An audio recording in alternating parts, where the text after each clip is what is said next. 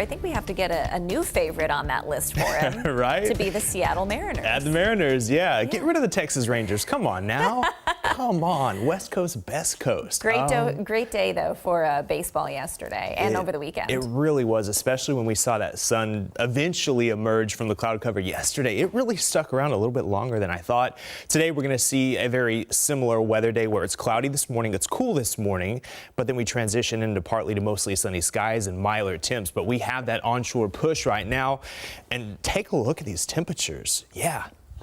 It's cold. It's really chilly out there. 44 in Olympia, 48 in Shelton, 45 in Puyallup. This morning when I saw the temps, I was like, is it almost June or is it January? 49 in Seattle, 50 in Everett, and with some of those cooler temps, we're also dealing with that marine push that's bringing in just a little bit of fine drizzle, some mist, especially near the Kitsap Peninsula. You can see Bremerton where that visibility is down below a mile. This is a good indication of where we could see some of that fog and that mist, so don't be surprised if you see a couple water droplets on that windshield this morning. Also moving in parts of Snohomish County, Everett, that visibility down to 3 miles, which is a good indicator of some of that mist out there this morning. And you can see that cloud cover moving into Seattle. Look at that there on the horizon, a cloudy, cool, almost January start to the day. But once the cloud cover burns off, we're going to be left with really seasonal temperatures this afternoon.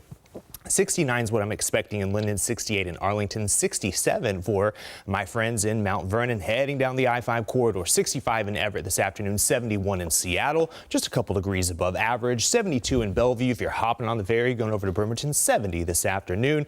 It's going to be in the lower 70s for Lakewood, Lacey, Olympia, around 69 in Shelton, Enumclaw, 69. I'll be out there later on this afternoon. We're going to see those temps near the coast staying in the upper 50s for our coastal beaches. So if you're going out to the beach this afternoon, you definitely want that long sleeve. It's going to be a little bit cool out there. If you want warmer weather, go to the Columbia Basin. Look at that, central and eastern Washington, 80s and 90 for the Tri-Cities. So we have this little area of high pressure trying to sneak its way in. That'll bring nice weather this afternoon, but we already have the next weather maker moving its way in. This is in the Gulf of Alaska. That's going to bring some cooler temps by Tuesday, Wednesday, Thursday. We're going to fall into the 60s for highs. It's going to be another case of the cloud cover in the morning, kind of sticking around in the early afternoon.